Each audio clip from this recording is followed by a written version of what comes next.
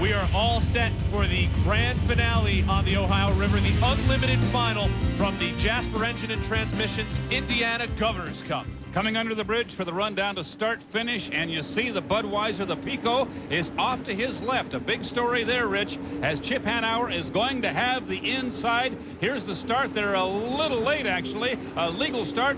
Jim Harvey's boat. Steve David making a great start on the outside. From the O'Doul's Eye in the Sky, you see the Pico in front. There's Budweiser second, and there's Greg Hopp in third. Where the Budweiser's in trouble. Oh, we have a crash. The Budweiser is overturned underwater. Unbelievable what happened. It looked like he ran into Hopp's rooster tail.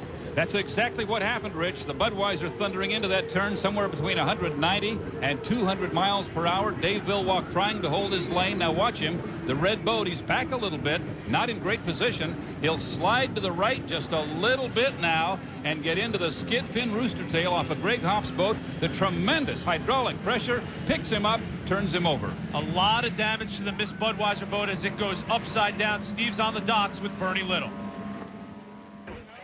Bernie, I know it's not the way you wanted this final heat to go. The good news is that Dave apparently has climbed out on his own. That's good news. Oh, that's excellent news.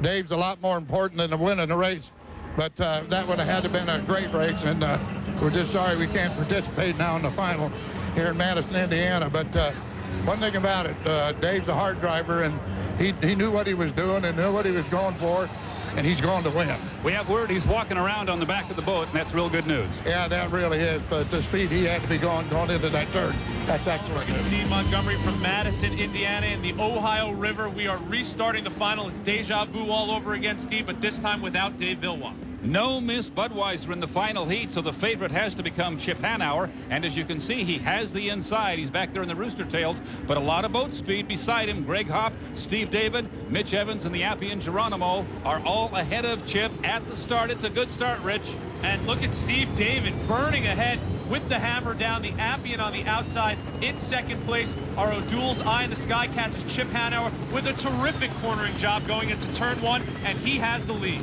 We saw Chip Hanauer wisely laying back a little bit conservative at the start, knowing he didn't have to win this race right at the start with no Budweiser, but he could lose it there if he got his nose over the line too soon. Right now, Steve David's the leader up the backstretch. And look at Chip Hanauer, though, laying it down and catching up on the straightaway. Looks like he's going to pass Steve David. David doing a great job of getting out in front of him after that great turn by Hanauer. But right now, it's Chip Hanauer going into the second turn under the bridge, regaining the lead. You saw Nate Brown just getting underway. He had some problems with the Lumar before the start.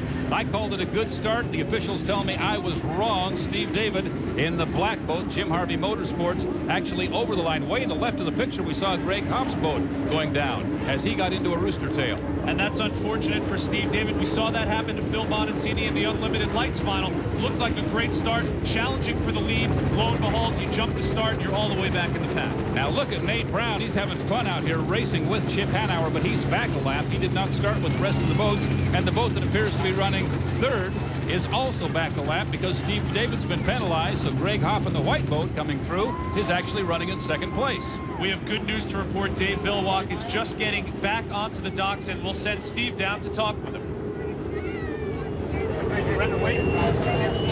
I'll talk to him. I'll say something. Was it one of those spots you showed us on the tour, or did somebody get in the way? No, everything was fine. Chip went out a little bit, and already Hopp was too close. Some team driving there, and I think,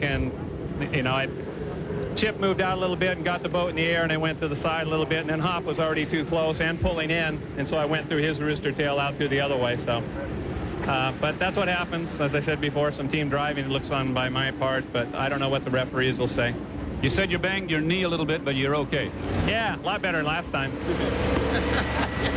Well, Steve, these guys can laugh about it now, but it was pretty serious back in 1997 when Dave Villwalk went upside down in Tri-Cities, lost 2 fingers off his right hand. Many surgeries later, he's obviously back and better than ever. But let's get back to the final now that's being run, and Chip Hanauer is indeed in first place. On his way to perhaps his second victory of the year, and that will tie him with Dave Villwalk. There's a good shot of Nate Brown in the Lumar boat on the outside. Inside of him, that's Steve David in the Harvey Motorsports boat behind Miss Pico, but really just challenging for 4th place. Steve David penalized the lap for jumping the gun. Nate Brown had trouble getting going, so they're both back a lap. Beautiful shot from our O'Doul's Eye in the Sky. Now, earlier, Dave Villwock, after the crash, alluded to some team driving. He was referring to Fred Leland's team. Let's go straight to the horse's mouth with Steve. The way Dave Villwock tells it, Chip moved out a little bit, and your other boat, the black and white one driven by Greg Hopp, moved in a little. He's talking team driving. Anything to that? Not that I know about, but then Dave's a real crybaby, so we'll have to wait and see what the referees calls. You didn't tell him to get together like that? No, I didn't tell him anything. That kind of verbal exchange indicative of the competitive nature between Miss Budweiser and Miss Pico. And the beneficiary of the penalty to Steve David and the problems Nate Brown had in the Lumar, Mitch Evans. He's back a ways on the water, but he's running in second place here in Madison. And that team, Jerry Rise back in Seattle watching, they'll be very pleased with a second place finish behind your leader, Miss Pico and Chip Hanauer, if it ends this way. We are now heading into the final turn of the final lap, and it looks good for Chip Hanauer. But Steve, his main competition once Dave Villwock was gone was Greg Hopp. What happened to him? His boat was floating right up here in this end of the race course. And there he is, right in the front of our picture. Greg Hopp, a DNF, a disappointing day to what had been a very, very nice start. But the checkered flag's going to fly for Chip Hanauer. This will be a big celebration. Miss Pico, the U100 boat, owner Fred Leland, driver Chip Hanauer, your winner of the Jasper, Indiana Governor's Cup.